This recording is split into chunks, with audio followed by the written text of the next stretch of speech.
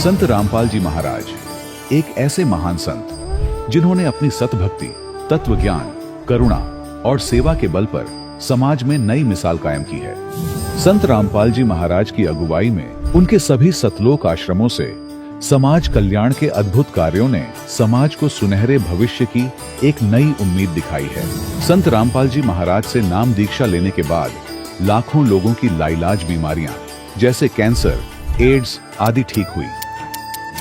संत जी के ज्ञान से प्रेरित होकर उनके अनुयायियों ने लाखों यूनिट रक्तदान किया।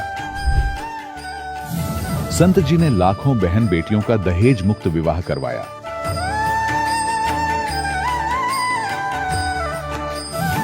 संत जी ने लाखों लोगों का नशा छुड़वाया, करोड़ों उजड़े परिवार बसे। संत जी के आश्रमों में समागम के दौरान निःशुल्क नेत्र चिकित्सा, दंत चिकित्सा प्रदान की जाती है। संत रामपाल जी महाराज द्वारा समय समय पर पर्यावरण संरक्षण के उद्देश्य से बड़े स्तर पर वृक्षारोपण किया जाता है। संत जी ने जरूरतमंदों को तत्काल राहत पहुंचाने के लिए एम्बुलेंस सेवा शुरू की। संत जी अपने अनुयायियों को देहदान के लिए प्रेरित करते हैं, जिससे मानवता की सेवा और चिकित्सा क्षेत्र में सुधार हो सके। संत रामपाल जी महाराज के सभी आश्रमों में हर रोज निःशुल्क भंडारा आयोजित किया जाता है, जहां हर वर्ग, हर जाति और हर धर्म के लोग एक साथ बैठकर भोजन करते हैं।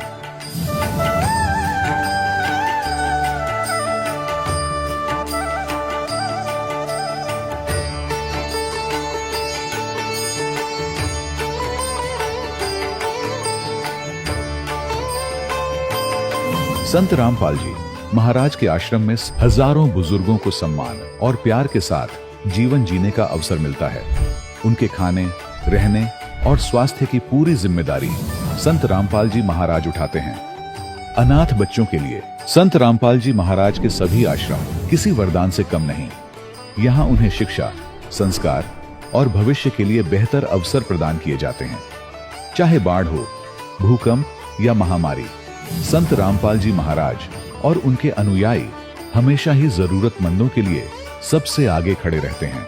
कोविड महामारी के दौरान संत रामपाल जी महाराज के आश्रमों से करोड़ों लोगों के लिए भोजन, दवाइयां और जीवन रक्षक सामग्रियां उपलब्ध कराई गई। चाहे गरीब की मदद हो या किसी शोषित और पीड़ित वर्ग के हक और सम्मान की लड़ाई, संत रामपाल जी महाराज ने हमेशा ही उनकी दबी आवाज को सरकारों तक पहुंचाया है और उन्हें उचित न्याय दिलवाने में अहम भूमिका अदा की है।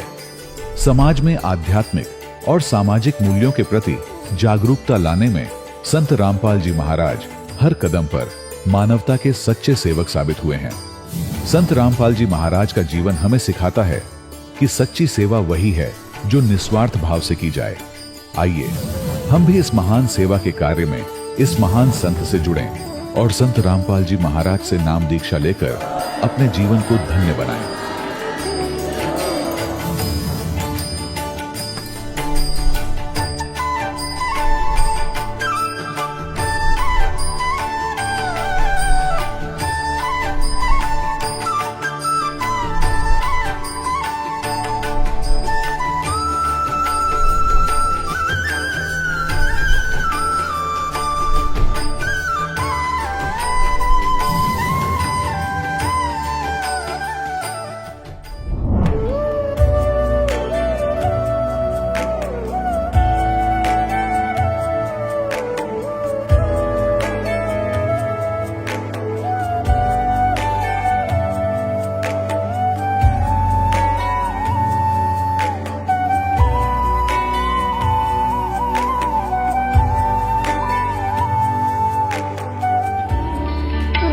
परमात्मा को पाने तथा उसका वास्तविक लाभ प्राप्त करने के लिए पवित्र बाइबल में प्रमाण है कि प्रभु ने मनुष्य को अपना ही स्वरूप बनाया। 6 दिन में सृष्टि रचकर 7वें दिन विश्राम किया। कुरान शरीफ में प्रमाण है कि हजरत मोहम्मद को खुदा स्वयं कह रहे हैं कि मैंने तुम्हें उस परमात्मा की महिमा बताने के लिए भेजा है। वो परमात्मा कबीर है जिसने 6 दिन में सृष्टि रची तथा 7वें दिन तख्त पर जा विराजा। उसकी खबर किसी बाखबर से पूछ कर तो देखो। कृपया अवश्य सुनिए जगत गुरु तत्वदर्शी संत रामपाल जी महाराज के अमृत वचन। नमस्कार दर्शकों, जैसे एक प्यासा जल के स्रोत की तलाश में रहता है, वैसे ही हर आत्मा भी परमात्मा की खोज में भटकती है। इसी दिव्य तड़प से जुड़ी एक सच्ची और प्रेरणादायक कहानी है चुरू राजस्थान के रहने वाले पवन कुमार जी की। बचपन से ही पवन जी परमात्मा की तलाश में थे। इन्होंने कई भक्ति साधनाएं की, लेकिन सच्ची प्रमाणित भक्ति की तलाश पूरी नहीं हो रही थी। तभी पवन जी को मिली संत रामपाल जी महाराज की शरण, जिससे इनको लगा कि इन्हें संत नहीं बल्कि स्वयं भगवान मिल गए हैं। आखिर पवन जी ऐसा क्यों कह रहे हैं? आइए सुनते हैं पवन कुमार जी की कहानी उन्हीं की जुबानी। नमस्कार सर। सत साहिब जी। क्या नाम है सर आपका? मेरा नाम पवन कुमार है।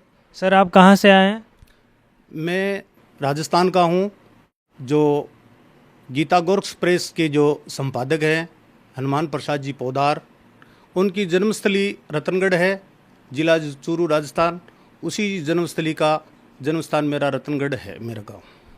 सर आपने संत रामपाल जी महाराज से नाम दीक्षा कब ली?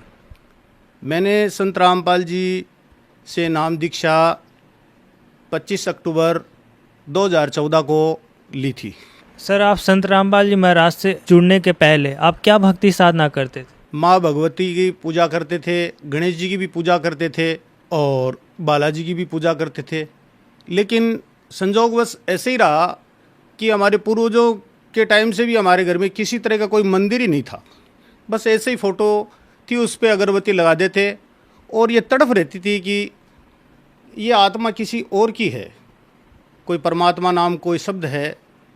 वो तड़फ थी, उस तड़फ के लिए प्रयास करते थे, टेलीविज़न देखते थे और ये जितने भी धार्मिक चैनल आते हैं उनसे संतुष्ट नहीं होती थी।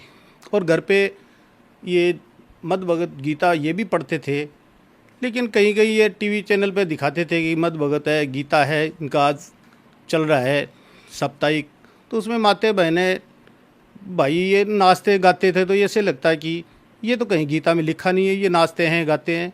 सर आपने बताया कि संत रामपाल जी महाराज से जुड़ने से पहले अन्य देवी देवताओं की भक्ति करते थे, इसके अलावा आप शास्त्रों का अध्ययन भी करते थे।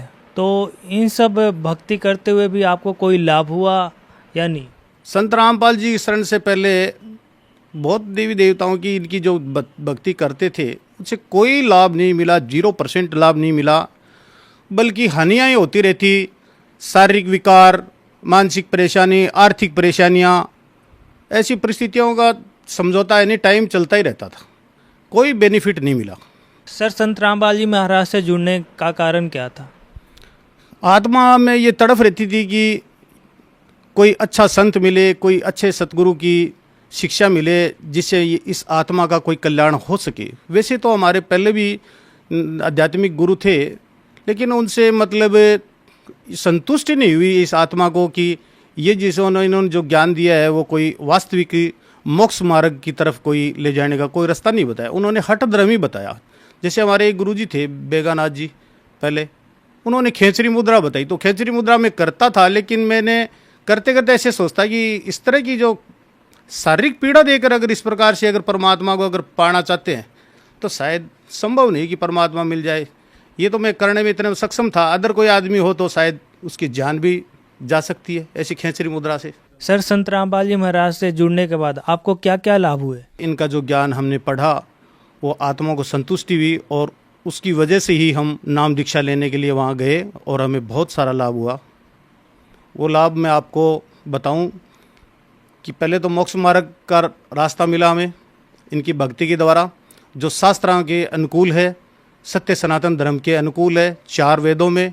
उससे हम सर्टिफाई हो गए, ये प्रमाणित हो गया कि शास्त्रों में जो ज्ञान है वो ही अच्छा ज्ञान है और पूर्ण परमात्मा कबीर साहिब भी, कबीर इज गॉड है, वो दर्शाया है और वो हमें बिल्कुल हमें आत्मा में प्रमाणित हो गया कि ये बात बिल्कुल सत्य और सही है। हमें सबसे पहला लाभ तो ये हुआ कि लड़के की शादी की हमने, तो उसको 1.5 साल हो गए, करीब 18 महीने के करीब, उसके कोई भी संतान नहीं हुई।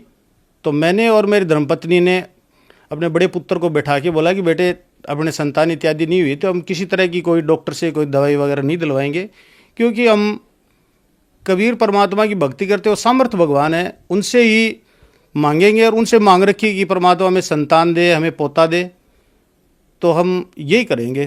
तो फिर हमारी बहू ने एक दिन ऐसे विचार किया कि वो अपनी सास को बोलने लगी, मेरे धर्मपत्नी को, कि माता जी मेरे को भी आप गुरुजी की शरण में आना चाहती हूँ और मैं नाम दीक्षा लूँगी। तो मेरी मिसेज ने, मेरी धर्मपत्नी ने कहा कि ठीक है, आप गुरुजी के सारे नियम मैं बता देती हूँ और वहाँ और पूछ लेंगे। तो इस तरह की आप मर्यादा में रह के भक्ति करोगी तो बेटे आनंद ठाट है। तो 18 महीने के बाद में जब बहू ने नाम लिया तो प्रथम दिन ही उसने नाम दीक्षा ली। उस दिन वो कमल के फूल पे परमात्मा का, जो कबीर साहब का प्रकट हुए, उसका जो बच्चे के रूप में कमल के फूल पे वो फोटो लेके गई और 15 दिन बाद में अपने वो माता के पियर चली गई। वहाँ से उसकी माँ ने उसकी जांच करवाई कि तेरे को काफ़ी दिन हो गए, तेरे किसी तरह की कोई बच्चा वगैरह नहीं हुआ, मैं तेरे को डॉक्टर को लेके दिखाती हूँ। ले जाके उसने डॉक्टर को पास गई लेके, डॉक्टर ने उसकी पहले प्रेगनेंसी जांच की तो उसने बताया कि इसको भी फुल फास्ट प्रेगनेंसी बता रहा है, इसलिए आप किसकी जांच करवाना चाहते हो? बोले इसी की। तो बोले अच्छी बात है। उसने फिर हमारी समंदन ने मेरी धर्मपत्नी को फ़ोन किया कि ऐसे ऐसे करके मैं आप मेरी बेटी को लेके गई थी डॉक्टर को और ऐसे ऐसे करके मतलब इसको फुल फास्ट प्रेगनेंसी बता रहे। तो हमने परमात्मा का बहुत बहुत शुक्रिया अदा किया है। परमात्मा, हमने जो चीज़ मांगी वो मिली। और उसका बाद में मेरे लड़के ने कहा कि मैं मोटरसाइकिल का मैकेनिक पापा पूर्ण रूप से तैयार होगा, मैं काफ़ी समय से 10-11 साल से अब नौकरी करूँगा, आप मेरे को दुकान करवा के दो। तो मैंने उसको दुकान करवा के दी, मेरे गांव से 35 किलोमीटर दूर। गुरुजी से पहले प्रार्थना लगाई कि आप गुरुजी दुकान करना चाहते हैं लड़के को, तो आपकी क्या रजा है? तो गुरुजी ने आदेश दिया कि दुकान कर लो। दुकान जब हमने कर ली तो 4 महीने तक हमारे पास न तो 1 रुपया था और न ही हमें किसी से मांगते थे। वो देते बोलते कि हमें पार्टनर बना लो, कोई बोलता है इतना ब्याज लगेगा, हमने सहमत नहीं हुए हम। फिर 5वें महीने बाद पैसे मिले हमें और बैंक भी हमारे को पैसे देने के लिए पहले तो तैयार थी, 2.5 लाख रुपए, फिर इनकार हो गई। फिर 5वें महीने में बैंक 50,000 रुपये देने के लिए एग्री हो गई और लड़के को मैंने दुकान करवा के दी मोटरसाइकिल मैकेनिक की। वहाँ जितने भी आते थे कस्टमर वो सब बोलते थे कि आप बहुत पहले आने वाले थे, ये दुकान लेने के ले तो रखी थी आपने, लेकिन आप इतने समय पहले नहीं आए, इसका कारण क्या है? मैंने कहा पैसे वैसे की व्यवस्था नहीं। बोले पैसे वैसे की व्यवस्था क्या, आपकी कोई और भी जो परेशानी थी वो भी यहाँ से टल गई। हमने कहा कैसे? बोले यहाँ बस तो रुकती है डेली जो रोड पे जाने वाली गांव वाली। तो एक लड़की थी शादीशुदा, वो आपकी दुकान के ऊपर यहाँ बैठी थी, 3 सीढ़ियाँ ऊपर बैठी थी। और एक जीप वाला आया, जीप लेके, और वो फास्ट ऐसे लेके आया कि उसकी बैठी थी उस सीढ़ी पे, तो उसके पैर टांगे अलग अलग कर दी उसने। तो हमें ये लगा कि कितनी बुरी परिस्थिति हमारे साथ होती, शायद गुरुजी ने हमारी आर्थिक व्यवस्था को रोक कर और हमें ये इस परिस्थिति से बचाया। फिर उसके बाद में मैं और लड़का एक मोटरसाइकिल एक मैकेनिक के पास गया, सरदार शहर जा रहे थे। तो वो उसका चेसिस इतना बेंड था कि हम उसको आराम से लेके जा रहे थे रात को 11 बजे। तो लड़के ने कहा कि पापा गाड़ी की तो बहुत कंडीशन ख़राब है। मैंने कहा तो चलो कोई नहीं, परमात्मा का स्मरण करके लेके चले रहे हैं। तो हम स्मरण करते करते चले गए। रास्ते में 20 किलोमीटर के बाद मैंने पेट्रोल लिया। पेट्रोल लेने के बाद में मोटरसाइकिल में से चलते ही मेरे पुत्र के जेब से पर्स निकल के गिर गया। उसने कहा कि पापा मेरा पर्स गिर गया। मैंने कहा ठीक है, मुझे भी मालूम चल गया, मेरे पैर के टच हो गया, गिर जाने दे, जो भी कुछ है वो फिर परमात्मा देगा यार, नहीं उठाएंगे रात के टाइम, कहीं भी नहीं रोकेंगे, चलो कैसे भी। लड़के ने कहा उसमें ऐसे है सामान है, ऐसे पैसे है, आइडिया है। मैंने कहा सारी कुछ बनवा देंगे। ऐसे करके हम पहुंच गए। तो मैकेनिक कहा आप कैसे चल के आए? मैंने कहा इसके ऊपर ही बैठ के आए। तो बोले ये तो बहुत बड़ी कोई शक्ति आपके साथ ही कि आज भी चल के आ सकते हैं, इस पर तो बैठ नहीं सकता आदमी, चल के आ ही नहीं सकता ऐसी बैंड स्थिति में। फिर भी बच्चे ने कहा कि पापा देखो वो पर्स गिर गया, आप पैसे वैसे अब आपके पास ही दो मैकेनिक को। मैंने कहा मैं दे देता हूँ। तो हमने उनको पैसे वैसे दे के उसी मोटरसाइकिल को रात को 3 बजे कंप्लीट करवा के वापस सरदार शहर से हमारे रतनगढ़ आए, 50 किलोमीटर चल के, और सुरक्षित पहुँच गए। और मेरे पुत्र ने कहा कि पापा मेरा पर्स कैसे भी करके मेरी सारी आइडिया बनवा लो। मेरी बीवी ने कहा कि बेटा ऐसे है, अपने गुरुजी से प्रार्थना लगा लो तो मिल जाएगी। ऐसे करते 4 रोज़ निकल गए। हम रोजाना उस बैग को उठाते देखते, उसमें से कुछ नहीं मिलता था। 5वें रोज लड़का जब आया था दुकान से वो बैग को लेके, वो अपनी छोटी बहन को बोला कि ले तेरे लिए आइसक्रीम लेके आ रहा हूँ, तो उसने तुरंत बोला कि ये देखो मेरा पर्स निकल गया। वो मिट्टी से धूल से भरा हुआ था, जबकि मेरे गांव से 50 किलोमीटर दूर रात्रि के टाइम में वो गिरा था और 5वें दिन हमारे घर पे वो वापस लड़के के बैग में ही मिल गया था। जबकि हमारे घर में कहीं भी कोई कच्चा नहीं है, कहीं मिट्टी नहीं है, और रास्ते से लड़का डेली अप डाउन करता बस में, और दुकान में भी उसके अलावा और कोई दूसरा कोई आदमी भी नहीं है कि उसको डाल दे उसके अंदर। ऐसे करके परमात्मा का ये भी बहुत बड़ा चमत्कार है हमारे लिए।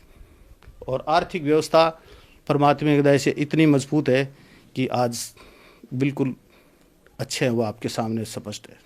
सर, आमजन को आप क्या संदेश देना चाहेंगे? आमजन को मैं यही संदेश देना चाहता हूँ कि आज से पूर्व जितने भी भक्तजन हैं वो जो भक्ति कर रहे हैं वो शास्त्र के विरुद्ध है, और अब जो भक्ति कोई करना चाहते हैं वो संत रामपाल जी की शरण में आए, और शास्त्रों के अनुकूल जो भक्ति करेगा वो ही मोक्ष मार्ग को प्राप्त होगा। और इनकी जो भक्ति है बिल्कुल सार्थक है, प्रमाणित है, और कबीर इज गॉड ये बिल्कुल प्रमाणित है, इसको कोई संदेह नहीं है।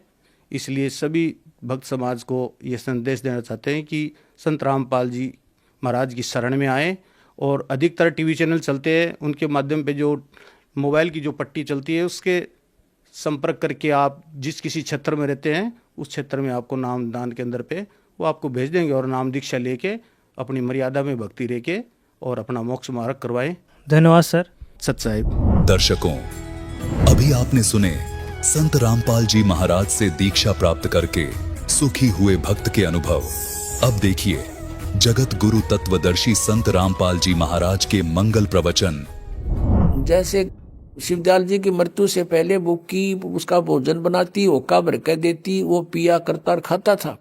उसी तरह से कुल काम करने लगी, और स्वामी जी महाराज उनको ध्यान के समय में प्रगट दर्शन देते थे, और कुल सेवा भी उसी तरह कबूल फरमाते थे। यानी बुक्की बैठती पलंग पे, ओका भर के और खाना खाती, और फिर ओका पीती। यानी उस शिवदयाल जी उसके अंदर ओका पीवे, रोटी खावे। उसी तरह से फिर सब सेवा कबूल करने लग गया, जैसा कि अंतर ध्यान होने से पेस्तर करते थे। पेस्तर माने पहले। अब बुक्की पहले ओका ना पीवा थी, फिर ओका पीने लगी, क्यों भूत पीवा उसमें। बुक्की जी को महाराज उनके आखिरी दम तक प्रकट रहे, कि मरी जब तक उस समय रहे हुए भूत पहुंच गया नामी लोक में। ये तो बुक्की लोक में आ गए। फिर यहां तक कि जिस किसी को जब कोई बात स्वामी जी महाराज से अर्ज करनी होती थी तो वे बुक्की जी के जरिए से दरियाफ्त कर लिया करते थे। बुक्की जी में इंटरनेट लग गया, और हम लग गया को ना है, और उसमें वो ऑन करते बोलने लग जाता भूत।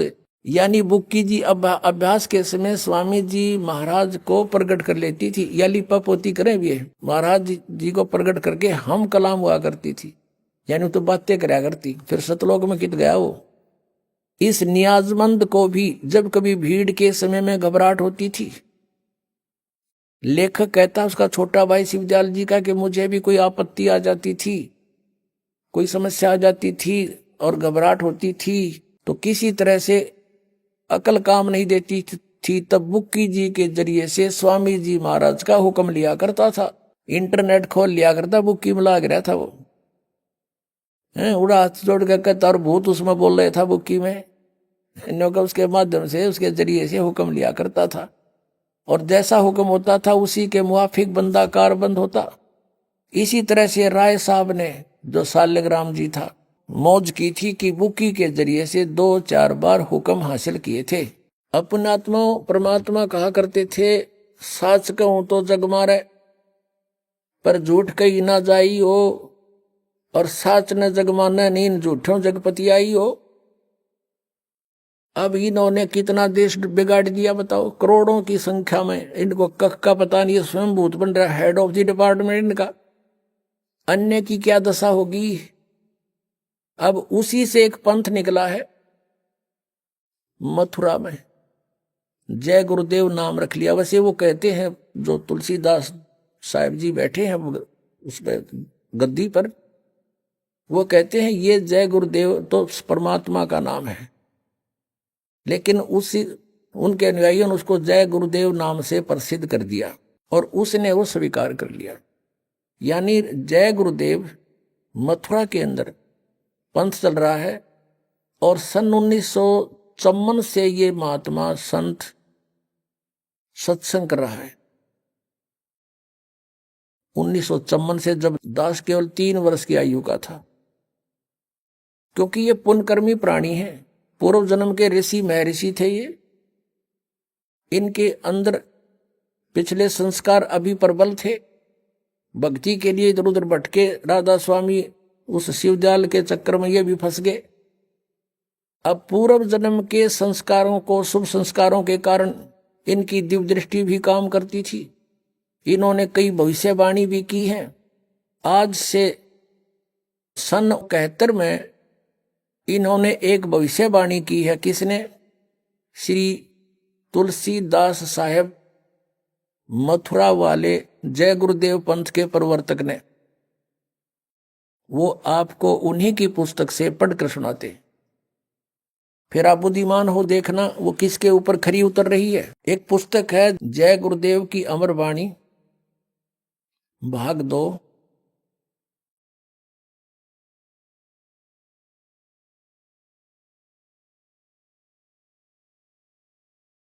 और ये कहां से छपी है? ये है शाकाहारी सदाचारी बाल संघ के से संकलित। प्रकाशक है दिव्या शर्मा, 88 साकेत कॉलोनी मथुरा से। मुद्रक है अर्जेंट प्रिंटर्स, पुराना बस स्टैंड मथुरा से। और ये है वो महात्मा, महान आत्मा। अब इनके ये हाथ भी गले पड़े हैं। इस अतिथि में आगे काफी एज्ड हो गए अब ये। परम संत तुलसीदास जी महाराज। अब ये श्रद्धालु तन्य होगा, विश्व को शांति अब इन्हीं से मिलेगी। और ये क्या कहते हैं, इन्होंने ये ना समझा। अब इसके पृष्ठ नंबर आपको 50 पे दिखाते हैं। यह है पृष्ठ नंबर 50। सहकारी पत्रिका 7 सितंबर 1971 में स्टेटमेंट दी है इन्होंने। 7 सितंबर 1971 में इनकी स्टेटमेंट प्रकाशित हुई है। क्या? किसकी? तुलसीदास जी की।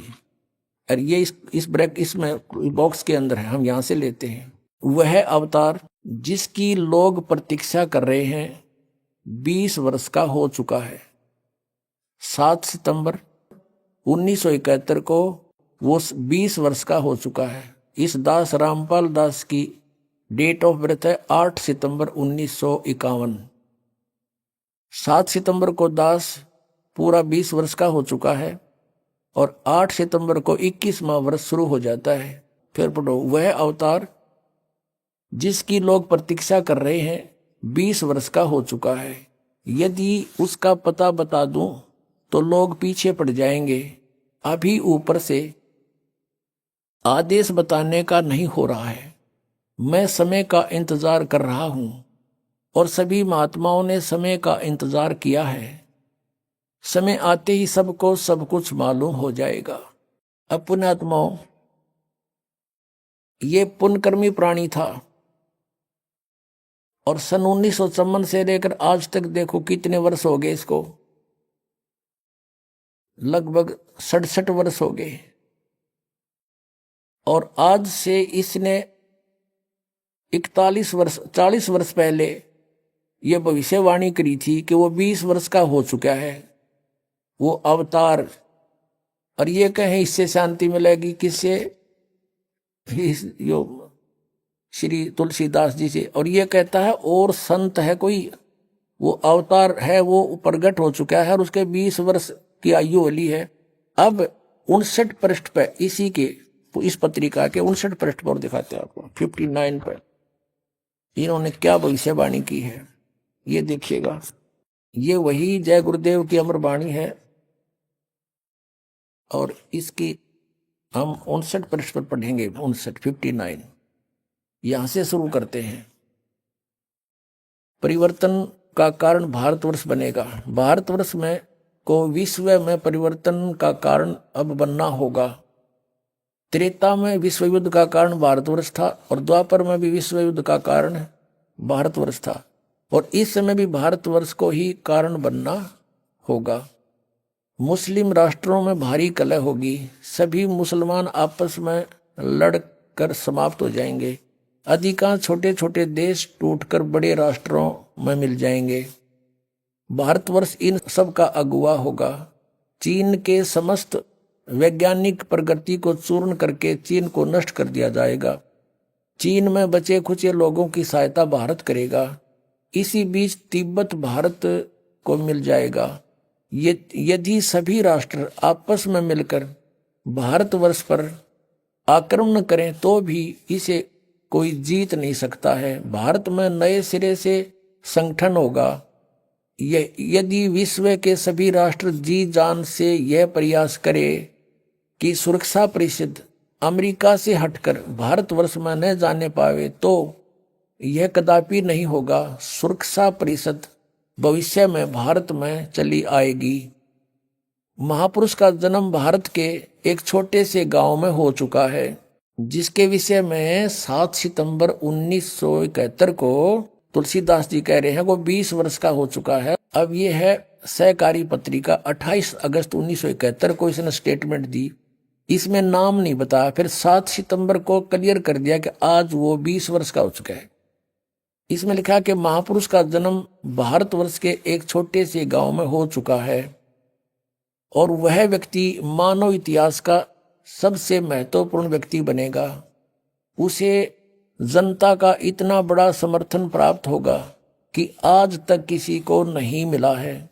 वह महापुरुष नए सिरे से विधान बनाएगा और वह विश्व के संपूर्ण देशों पर लागू होगा। उसका एक झंडा होगा और एक भाषा होगी। अपने आत्माओं, कबीर परमेश्वर आए थे क्योंकि वे स्वयं परमेश्वर हैं और परमेश्वर की महिमा को परमेश्वर ही जान सकता है। इसलिए उन्होंने अपनी महिमा आपा आकर बताई कि हम ही अलख अला हैं, कुतुब गोस और पीर, गरीबदास खालिक धनी हमरा नाम कबीर। अब रामानंद जी से परमात्मा कबीर जी अपना परिचय दे रहे हैं, लेकिन वो समझ नहीं पा रहे कि ये सच्चाई बोल रहे हैं। जैसे तुलसीदास जी हुए हैं जिन्होंने रामायण लिखी है। कौन सी रामायण? श्री रामचंद्र जी वाली रामायण लिखी है। उनकी दिव्य दृष्टि खुल गई थी। इस दिव्य दृष्टि की कुछ रेंज होती है, जैसे सूक्ष्मदर्शी की होती है दूरबीन की, उसकी अपनी अपनी रेंज होती है, कहां तक देख सकती है। तो ऐसे उस तुलसीदास जी ने लाखों वर्ष पहले की घटना घटी हुई श्री रामचंद्र जी और रावण के बारे में वो एज इट इज अपनी भाषा में, अपने लैंग्वेज में, चौपाइयों में, दोहों में लिख दी। इसी प्रकार आदरणीय गरीबदास साहिब जी ने परमात्मा से परिचित होकर के परमेश्वर ने उनका ज्ञान योग दिव्य दृष्टि खोल दी थी। उसके बाद गरीबदास जी ने परमेश्वर के पहले और आगे के सब घटनाओं का, दृष्टांतों का विवरण अपनी लैंग्वेज में, अपनी वाणी में लिखा है, तुलसीदास जी की तरह। तो यहां कहा कि ए स्वामी सृष्टा में, कबीर साहब जी परमेश्वर जी बता रहे हैं, ए स्वामी सृष्टा में सृष्टि हमारे तीर, दास गरीब अधर बसू अवगत सत कबीर। मैं ऊपर रहता हूं उस श्लोक में, सह शरीर हूं और वहां से चलकर आया हूं। परमात्मा जन्म नहीं लेते। कोई ये कहे कि हमारे गुरु जी भी चलकर आए हैं, ये तो जन्म लेकर आए माता से। वो परमात्मा स्वयं चलकर आए हैं और उन्होंने अपनी महिमा आप पे बतानी पड़ी। आप पे आरती, आप पे साजे, आप पे किंगर, आप पे बाजे, आप पे ताल झांझ जनकारा, आप नचे आप देखनारा। पुण्यात्माओं, परमात्मा ने 600 वर्ष पहले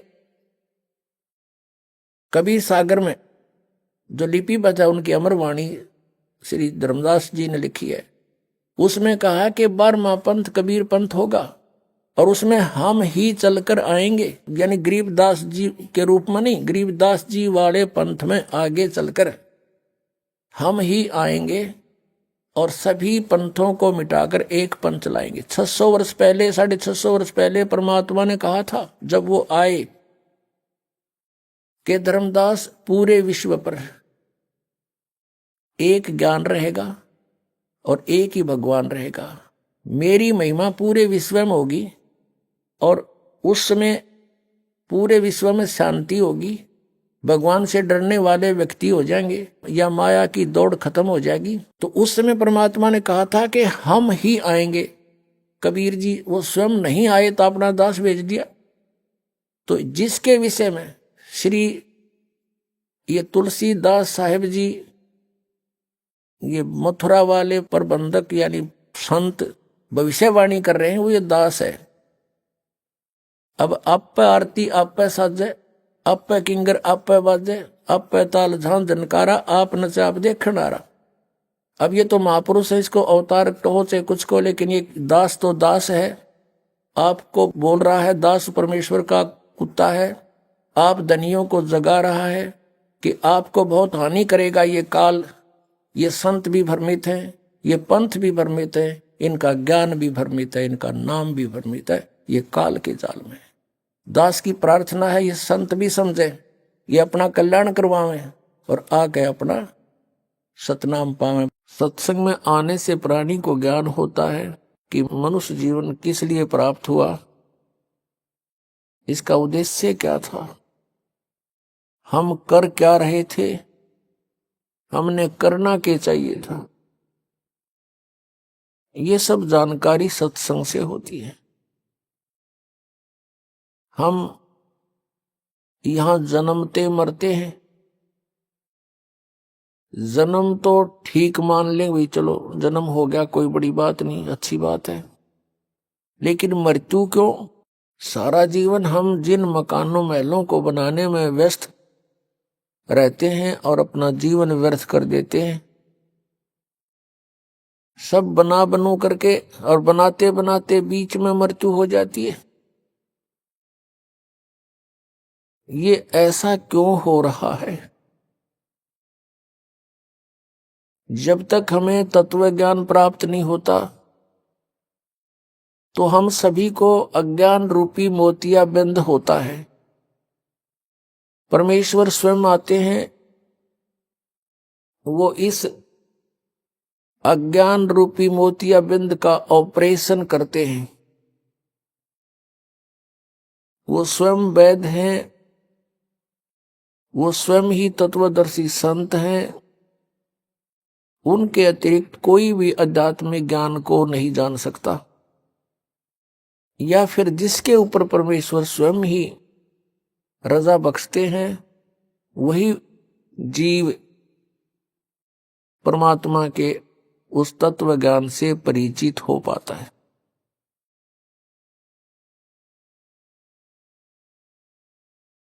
परमेश्वर पूर्ण ब्रह्म कबीर देव जी हैं, कबीर साहब हैं।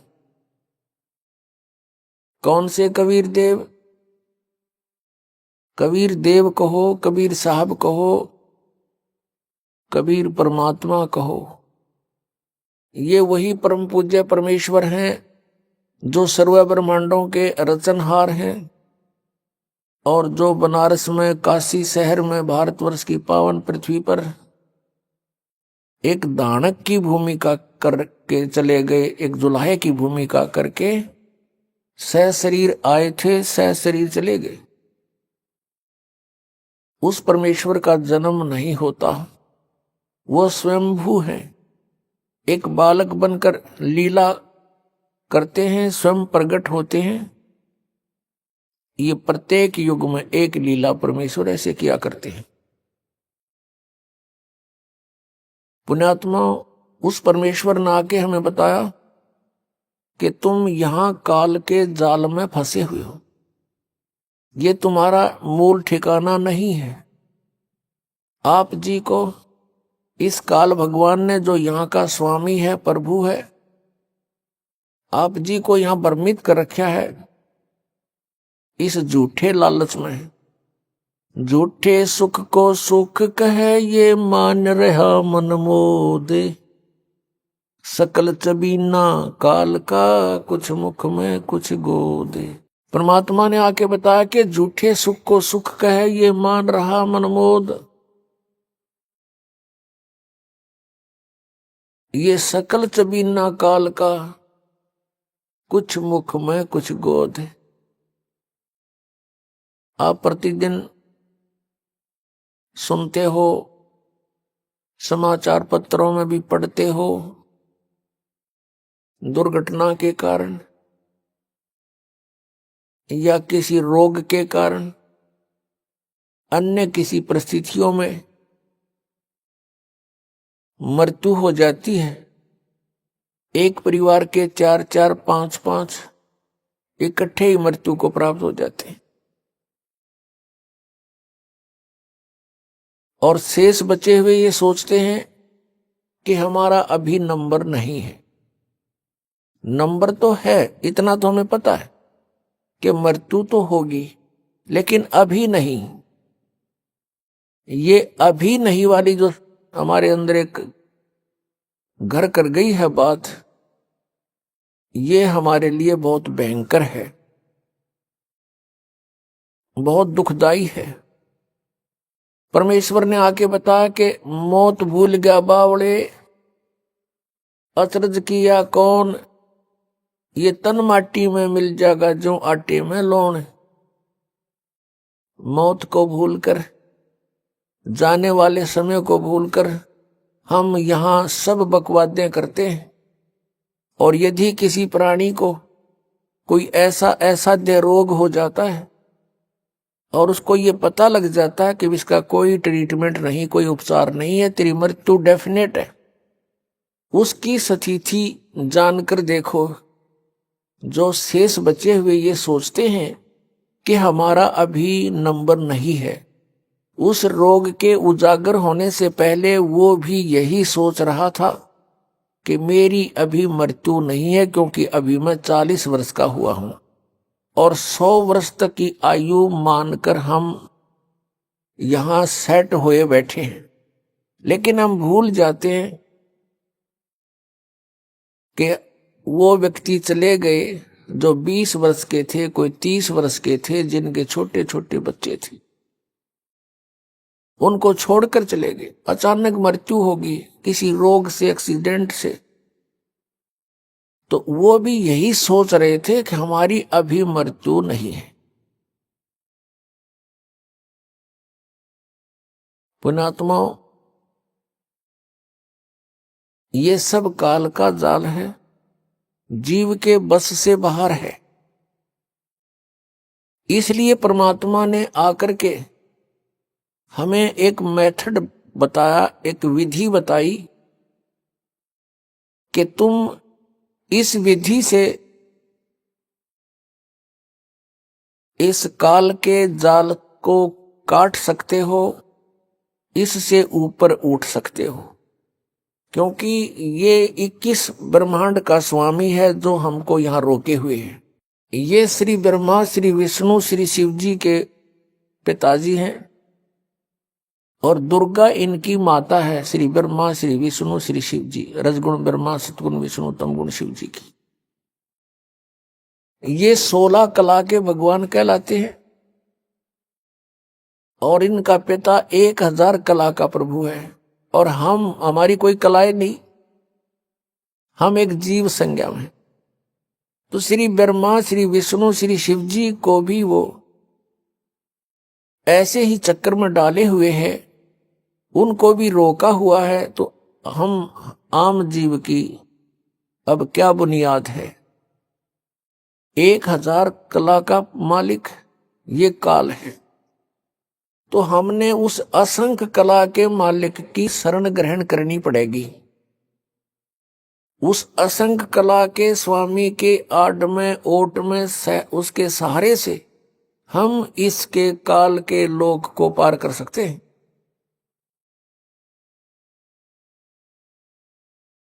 उस परमेश्वर ने हमें इस काल पर विजय पाने के लिए एक विधि बताई है कि पूर्ण संत से वो 3 मंत्र, यानी एक ओम तत्सत, और प्रथम जो आपको दिए जाते हैं वो 7 मंत्र, इन सभी का सहयोग हमने लेना होगा इस काल के जाल से निकलने के लिए। इनके अतिरिक्त हम कोई भी साधना करते हैं, किसी भी मंत्र का जाप करते हैं, वो यूजलेस है। श्रीमद् भगवत गीता अध्याय नंबर 16 के श्लोक नंबर 23 में कहा कि अर्जुन,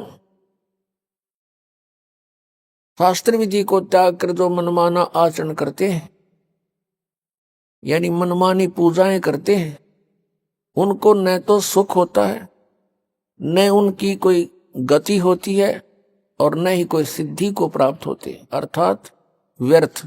फिर श्लोक 24 में तुरंत कहा कि इससे तेरे लिए अर्जुन शास्त्र ही प्रमाण है।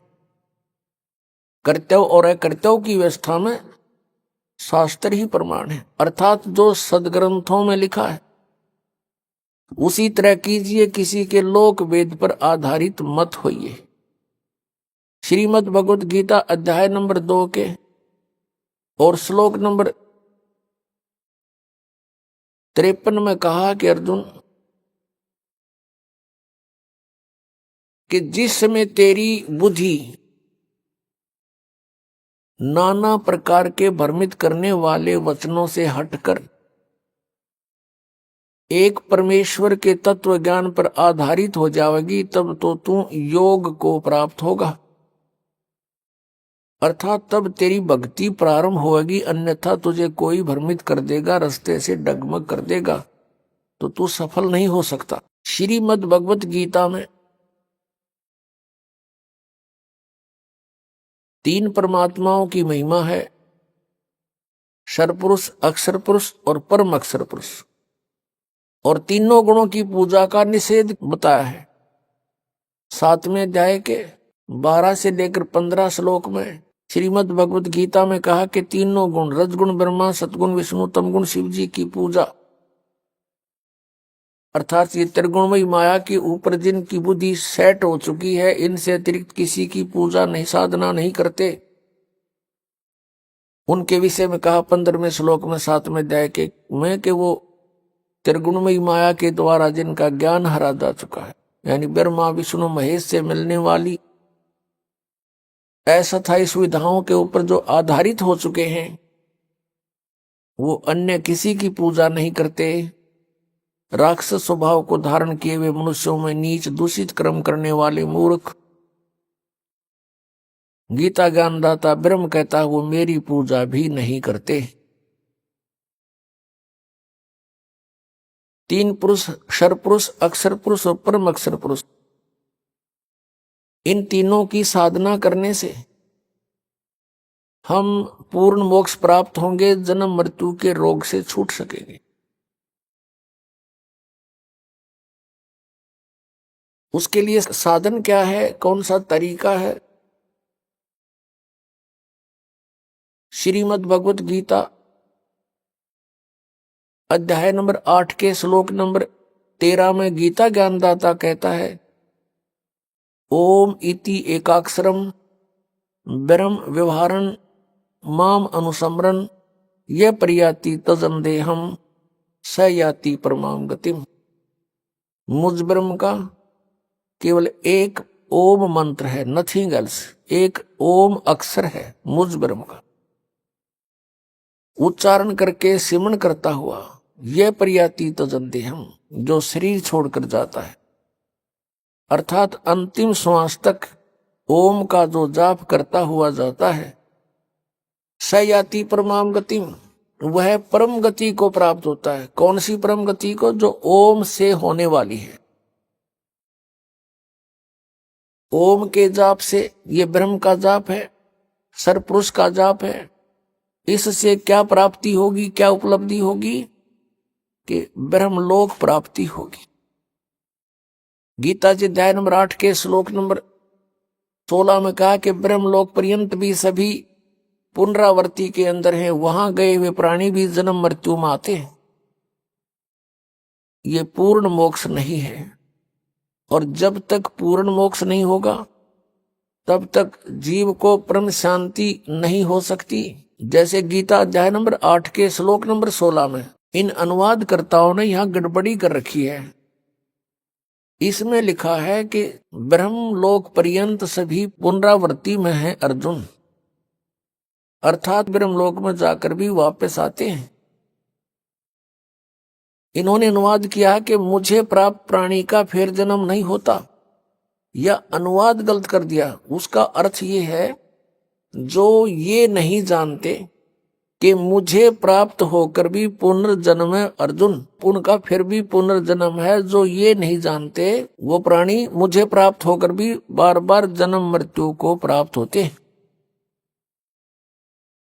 यदि उनके अनुवाद को यहाँ सच्चा माने कि गीता ज्ञानदाता ये कहता है कि मुझे प्राप्त प्राणी का पुनर्जन्म नहीं होता, तो गीता अध्याय नंबर 4 के श्लोक नंबर 5 और 9 में, गीता अध्याय नंबर 2 के श्लोक नंबर 12 में, गीता अध्याय नंबर 10 श्लोक नंबर 2 में गीता ज्ञानदाता कहता है, अर्जुन तेरे और मेरे बहुत जन्म हो चुके हैं, तू नहीं जानता मैं जानता हूं।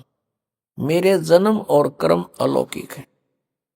तू और मैं और ये सभी सैनिक राजा जन पहले भी थे, आगे भी जन्म होगा। ये ना सोच कि हम वर्तमान में ही हैं। इससे सिद्ध हो गया कि गीता ज्ञानदाता जो ब्रह्म है, सरपुरुष है, इसके भी जन्म मृत्यु होती है, ये अविनाशी नहीं है। फिर गीता जी अध्याय नंबर 8 के श्लोक नंबर 16 में ये अनुवाद करना कि मुझे प्राप्त होकर फिर जन्म मृत्यु नहीं होती, ये अनर्थ किया इन्होंने। अपनात्माओं, गीता अध्याय नंबर 8 के श्लोक नंबर 1 में अर्जुन ने पूछा कि प्रभु आपने जो गीता अध्याय नंबर 7 के और श्लोक नंबर 29 में जिस तत्परम के बारे में कहा है कि जो व्यक्ति यहां जरा और मरण से छूटने का ही प्रयत्न करता है, वो तत्परम से, पूरे अध्यात्म ज्ञान से और सभी कर्मों से परिचित हो चुका है। वो फिर यहां से जरा यानी बुढ़ापा, मरण माने मृत्यु, क्योंकि सबसे बड़ा कहर इस प्राणी पर वृद्ध अवस्था होता है, और उसके बाद फिर मृत्यु, इससे भी बूढ़ा। तो पुण्यात्माओं, यहां वो गीता ज्ञानदाता से अर्जुन ने प्रश्न किया कि फिर वो तत्परम क्या है जिसको जानकर फिर प्राणी केवल जरा और मरण से छूटने का ही प्रयत्न करता है। उसके विषय में 8वें अध्याय के 3 श्लोक में उत्तर दिया कि वो परम अक्षर ब्रह्म है। श्रीमद् भगवद गीता अध्याय नंबर 15 के श्लोक नंबर 1 से लेकर 4 तक बता के उल्टा लटका हुआ संसार रूपी वृक्ष है। इसके ऊपर को जो जड़ है वो तो मूल मालिक है, वो पूर्ण परमात्मा है, वो परम अक्षर ब्रह्म है, और नीचे को तीनों गुण रूपी शाखा है। अब गीता ज्ञानदाता ने केवल इतना संकेत कर दिया कि ऊपर को जड़ है और नीचे को तीनों गुण रूपी शाखा है, बीच का कोई पोर्शन उसने नहीं बताया। अभी आपने सुने संत रामपाल जी महाराज के मंगल प्रवचन। आइए अब सुनते हैं संत रामपाल जी महाराज से नाम दीक्षा लेकर सतभक्ति करके अद्भुत लाभ प्राप्त करने वाले अनुयायी के विचार। दर्शकों, नशे की लत मानव जीवन की सबसे बड़ी दुश्मन है, जो व्यक्ति को अंदर से पूरी तरह खोखला कर देती है। काशीपुर उत्तराखंड के निवासी अखिलेश चौहान जी भी इसी विनाशकारी लत के शिकार थे। नशे से छुटकारा पाने के लिए इन्होंने कई प्रयास किए, यहां तक कि संत राम रहीम जी की शरण में भी गए, लेकिन वहां भी इन्हें कोई राहत नहीं मिली। नशे के कारण एक दुर्घटना में इनका पैर भी टूट गया, लेकिन 7 फरवरी 2013 के दिन इनके जीवन में एक ऐसा मोड़ आया जब इन्होंने संत रामपाल जी महाराज की शरण ली। आज अखिलेश जी का कहना है, संत रामपाल जी महाराज से नाम दीक्षा लेने के बाद मेरा नशा पूरी तरह छूट गया। दर्शकों, आखिर ऐसा कैसे हो सकता है कि जिस नशे को छुड़ाने के लिए सरकार नशा मुक्ति केंद्र खोलती है, लेकिन फिर भी किसी का नशा नहीं छूट पाता। पर संत रामपाल जी महाराज आखिर ऐसी क्या वस्तु अपने शिष्यों को दे देते हैं कि वे नशे से नफरत करने लगते हैं? आइए जानते हैं कि आखिर इसकी सच्चाई क्या है। सुनते हैं अखिलेश जी की कहानी, उन्हीं की जुबानी। नमस्कार सर। सर जी। सर क्या नाम है आपका? ये अखिलेश चौहान नाम है मेरा। अखिलेश जी, आप कहाँ से हैं? जी मैं काशीपुर जिला उधम सिंह नगर उत्तराखंड से आया हूँ। अखिलेश जी, संत रामपाल जी महाराज से नाम दीक्षा आपने कब ली? जी संत रामपाल जी महाराज जी से दीक्षा मैंने 2013 7 फरवरी को ली। अखिलेश जी, संत रामपाल जी महाराज से नाम दीक्षा लेने से पहले आप क्या भक्ति साधनाएं करते थे? जी संत रामपाल जी महाराज जी से जुड़ने से पहले देवी देवता की पूजा करना, बृहस्पति देव का व्रत रखना, केले के जड़ में पूजा करना, पीले कपड़े पहनना और पीला भोजन करना, ये सारी प्रक्रिया करते थे। क्योंकि हमारे परिवार में शुरू से ही जो बृहस्पति देव को इष्ट रूप में पूजा जाता था और हमारी माता श्री भी इनकी बहुत अच्छी भक्ति, लेकिन हमें इनसे कोई वृद्धि या कोई लाभ नहीं मिला। अखिलेश जी, संत रामपाल जी महाराज की शरण में आप कैसे आए? जी संत रामपाल जी महाराज जी के शरण में हम इस तरह से आए कि हमारी मामी है रिश्तेदारों में, उनके पेट में जो है पथरी थी गुर्दों में। वो 20 साल से करीब परेशान थे गुर्दे की पथरी से। वो दवाई खाते थे, डॉक्टरों ने ऑपरेशन बताया था उनका, लेकिन गरीब परिवार होने की वजह से उनका ऑपरेशन नहीं हो पाया, जिससे वो दर्द के मारे काफ़ी परेशान रहते थे। तो हमारे मामा श्री हैं वीरेंद्र सिंह चौहान, उनको ज्ञान गंगा किताब मिली चंडीगढ़ में, उन्होंने वो पढ़ी। पढ़ने के बाद उन्होंने इंटरव्यू पढ़ा उसके अंदर कि हुड्डा जी की लड़की का कैंसर ठीक हो गया। तो उन्होंने हुड्डा जी को फ़ोन लगाकर पूछा कि आपका कैंसर सही हो गया। संत रामपाल जी महाराज जी के जुड़ने के बाद उन्होंने कहा हाँ जी सही हो गया और आप भक्ति कर सकते हो, मर्यादा में रहेगा तो आप भी सही हो जाओगे। भगत जी जो है हमारे जो राणा जी हैं वो संत रामपाल जी महाराज जी के यहाँ गए, नामदान लिया उन्होंने, और उनकी जो पत्नी थी उनके पेट की पथरी जो थी वो सही हो गई, उनका कोई दर्द नहीं होता। उन्होंने आके हमको बताया भाई आपके पैरों में दर्द रहता है और आप वहाँ चले जाओ, नाम ले लो तो सही हो जाओगे। तो साहब हम इस दौरान संत रामपाल जी महाराज जी के शरण में गए। संत रामपाल जी महाराज की शरण में आने के बाद क्या आपको कोई लाभ भी मिले? जी लाभ तो सर जी हमारे पास कई हुए हैं मालिक की दया से, संत रामपाल जी महाराज जी की दया से बहुत लाभ हुए हैं, और ये जीवन ही हमारा संत रामपाल जी महाराज जी की दया से है। जी पहला लाभ मैं ये बताना चाहूँगा आपको कि मैं नशे से बहुत ज़्यादा परेशान था। इतना ज़्यादा परेशान था कि पूरे दिन काम करना और शाम को नशा करना, कि शाम को 5 बजने के बाद ऐसा लगता था कि अब हमें जो है शराब की हट्टी पे जाना है। कोई सी भी दारू मिले, कैसी मिले, कहीं पे भी हो, वहाँ पहुँचना है और उसे पीना है। पीने के बाद इतनी पी लेते थे कि कभी छत से कूद जाओ या आत्महत्या कर लो, मर जाओ, कि अंदर कोई प्रेत घुस गया वो दारू पी रहा है और मारने की बातें कर रहा है। इसी दौरान हम दारू पी के अपनी छत से कूद गए। किसी परिवार में बीमार हुआ और छत से कूद के दर्जी हमारे दोनों टांग फ्रैक्चर हो गई, रीढ़ की हड्डी फ्रैक्चर हो गई। करीब 3 साल हम लंगड़ेपन से रहे। सबसे पहला तो हमें ये लाभ हुआ मालिक के संत रामपाल जी महाराज जी की शरण में जाकर कि मेरी ये टांग करीब 4 साल सर जी में लंगड़ा रहा। 4 साल लंगड़ा रहने के बाद संत रामपाल जी महाराज जी से नामदान दीक्षा लेने के बाद मेरा ये लंगड़ापन सही हो गया और मैं अपनी बॉडी में बिल्कुल सही हो गया। मेरा 2013 से पहले 35 किलो शरीर में वजन था और ब्लड नहीं था बिल्कुल भी। डॉक्टर कहते ब्लड चढ़वाओ, ग्लूकोज चढ़वाओ। संत रामपाल जी महाराज जी की शरण में आने के बाद मैंने 4 बार ब्लड दे चुका हूँ। वजन मेरा 65 किलो है और मालिक की दया से मेरी रीढ़ की हड्डी में कोई दिक्कत नहीं, दोनों पैर मेरे सही हैं और मैं सही काम करता हूँ और सही काम सारा करता हूँ। सर जी नशा तो मैं इस तरह से करता था, समझ लो कि जैसे कोई दारू ऐसा से पीता था जैसे कोई पानी पीता हो। हमारी 4-5 नशा करने वालों की टीम थी, वो कहते थे मैं तुझसे ज़्यादा पी जाऊँ, मैं तुझसे ज़्यादा पी जाऊँ। तो 2-2, 3-3 बोतल हम पी जाते थे। हमें ये पता नहीं चलता कि दारू कितनी पी रहे हैं, कि समझ लो कोई भूत घुस के अंदर आके पी रहा, पता ही नहीं चल रहा।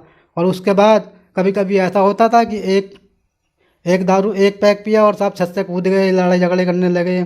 सुल्फा भी पी लिया, शराब भी पी ली और कैप्सूल भी खा ली, फिर भी नशा नहीं हुआ। इतना नशा करते थे हम।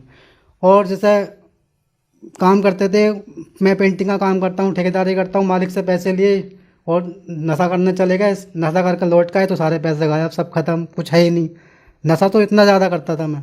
कई बार आत्महत्या करने की कोशिश करी नशा करने के बाद कि नशा किया और साहब ट्रेन की पटरी के नीचे जाकर लेट गए, कि ये झगड़ा कर लिया, पिट के आ गए, उससे बेफजूल के सारे काम करते थे। और नशा से कुछ हम इतने परेशान थे, नशा छुड़ाने के लिए 2006 में, नशा मुक्ति करने के लिए 2006 में संत राम रहीम जी के पास मैं उनकी शरण में गया। उनसे बोला कि साहब हमारा नशा मुक्त करा दो, हम आपकी जो हमें बताओगे हम उस तरह से साधना करेंगे। हम उनके पास गए। जाने के बाद क्या हुआ, वो सामने राम रहीम जी सामने बैठे, हम नीचे बैठे, पंडाल में बैठे थे। तो नशे की इतनी बुरी आदत थी कि हम संत राम रहीम जी के आश्रम के अंदर भी सुरती मल के खाए।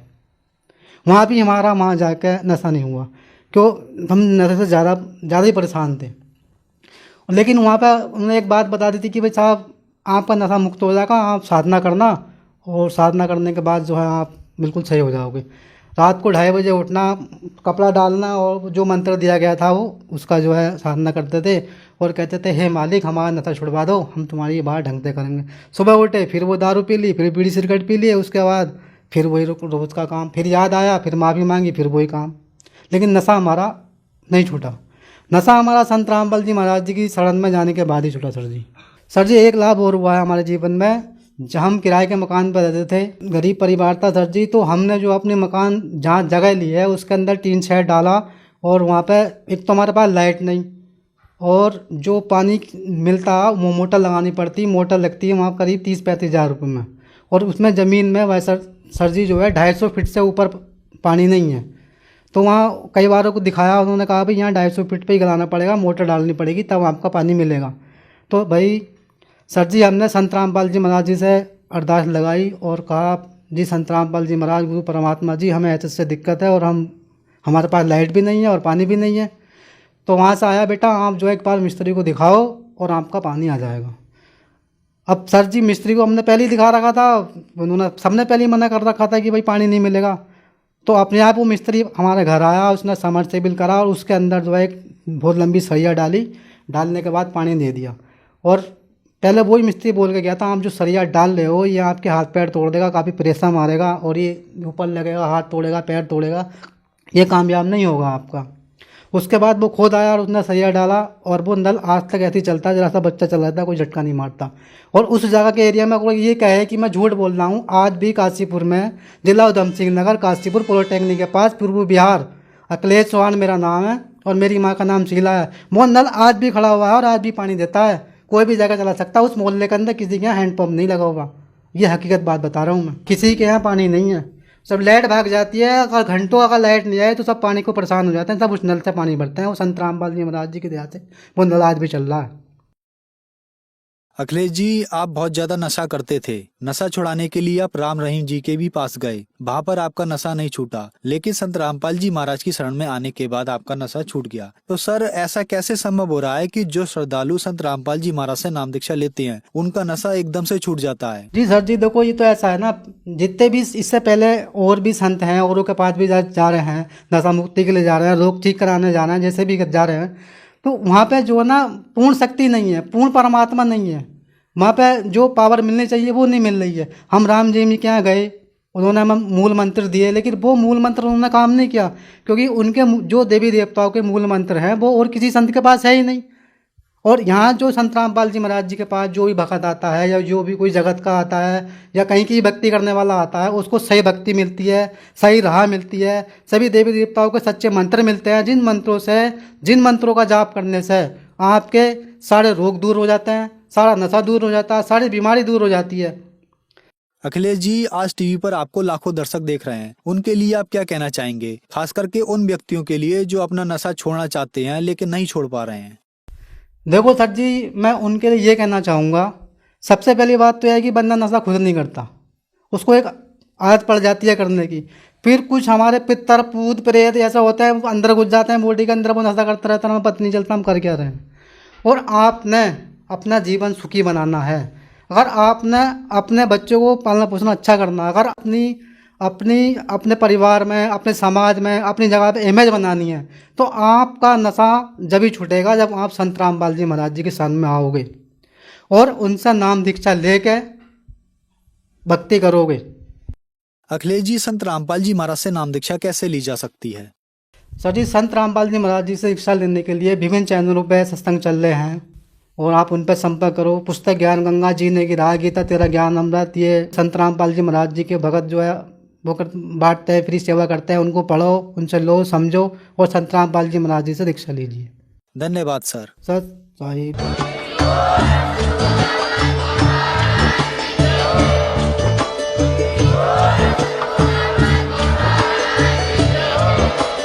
आप सुन रहे थे जगत गुरु तत्वदर्शी संत रामपाल जी महाराज जी के मंगल प्रवचन। अधिक जानकारी के लिए विजिट कीजिए हमारी वेबसाइट www.jagatgururampalji.org। संत रामपाल जी महाराज जी के शुभ आशीर्वाद से पूरे विश्व भर में 500 से भी ज्यादा नाम दीक्षा केंद्र हैं, जिन पर संत रामपाल जी महाराज जी द्वारा ऑनलाइन निशुल्क नाम दीक्षा दी जा रही है। अपने नजदीकी नाम दीक्षा केंद्र का पता करने के लिए संपर्क करें 8222880541।